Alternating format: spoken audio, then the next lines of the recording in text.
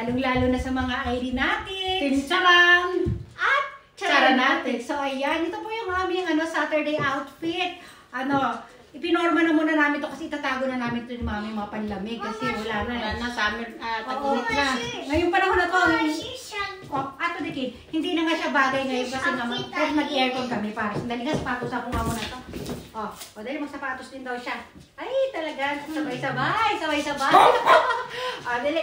Ang namin, continuation ng kwento namin ngayon, Brandy, tawag dito? Ayan, na lang natin, ipa-fast forward na po natin ang mga nangyari sa Makilang magkapatid.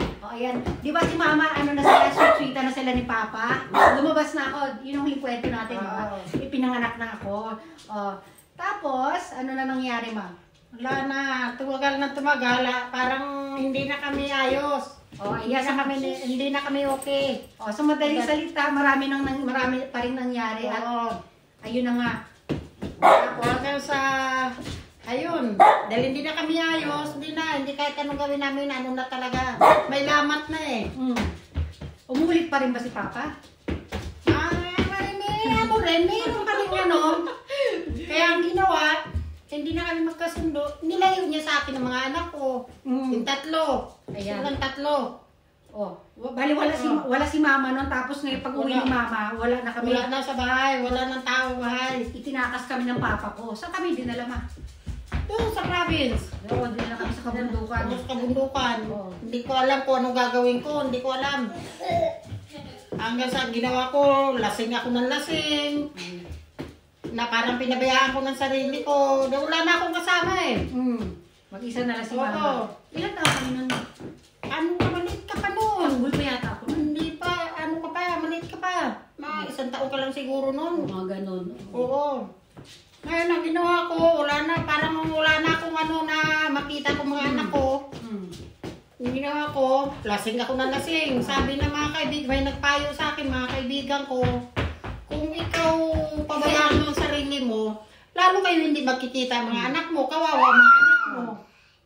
Ayun, unti-unti na isip ko nga, na gano'n nga. Kaya ginawa ko, nagtrabaho ako, nag-ipon ako.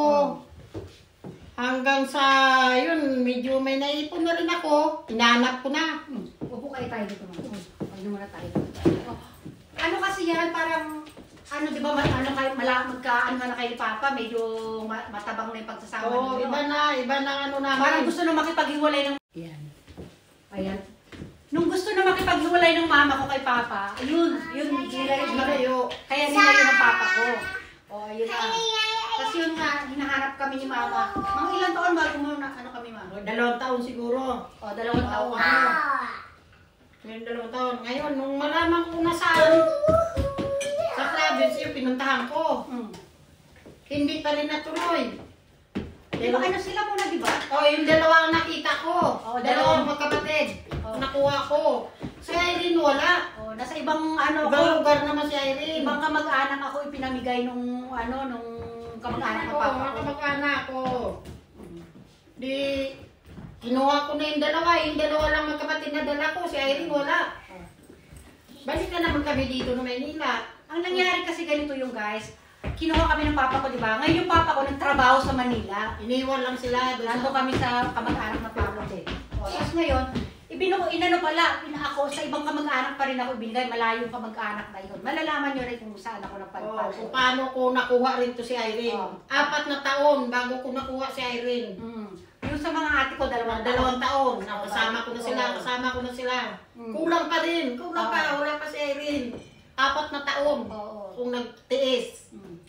Tapos ayun na nga, hinahanapin pa ako ni Mama. Tapos susunod ang kwento naman natin, yun ang natin. Ngayon, yun lang muna yung natin. Yun lang muna. Konti lang muna. Kasi mahirap natin biglain. Siyempre mahirap balikan yung mga alaala na masakit. Kaya kailangan pa konti-konti lang tayo. Tapos yan. Ayun na nga. Dito, i-flex na muna natin para sumaya tayo. Mahirap isipin, mahirap. Basta yun lang, binibigyan lang namin kayo ng konting idea ha. Ayun nga, basta wala pa rin ako sa piling ni Mama, matagal ako bago nakuha ni Mama. Kung paano ako nakuha, yun nga babalikan natin sa susunod natin. Ito, stomach in muna tayo. Stomach in, ganda ng color na rin natin. Chest out. Ayan. Out. Push yung bewang. Ipulang balakan. Ganyan mo konti para kita yung ano. Maganda ito pag zumba itong damit natin. Ayan, okay. Yan. Flex. Pizza. Flex. Ganda ng legs si mama, no? Flex! Lapit natin ko. Tingnan niyo yung suot namin, guys. So, ganyan yan, no? Ruffles. Pwede siyang pang zumba. Alam niyo ba si mama nagsusumba yan, no? Ayan, ang ganda ng suot namin, no? Yan natin, di ba? Yan natin balikat natin. Yan, no? Lalapit. Yung ating hikaw, ma. Nakahikaw din kami. Lalapit. Kin! Lalayo. Ay, lalapit. Ulit. Lalayo. Yung tasa rin natin, ma. Ayan na. Yung tasa naman namin. Lapit na yung tasa namin, oh. Medyo malayo yung color ng tasa ko sa bag, pero pasok pa rin yan, di ba? Ilang ano na lang, countdown ka na pala, ma. Malapit na. Malapit na. Kasi si mama. Malapit na. Magbababay sa inyo. Magbababay everyone. Thanks for watching na yan si mama. Sige na. Basta papaalam na kami, ha. Bye, everyone. Lapit tayo last lapit. Yay! Bye! Ang ganda ng kulay.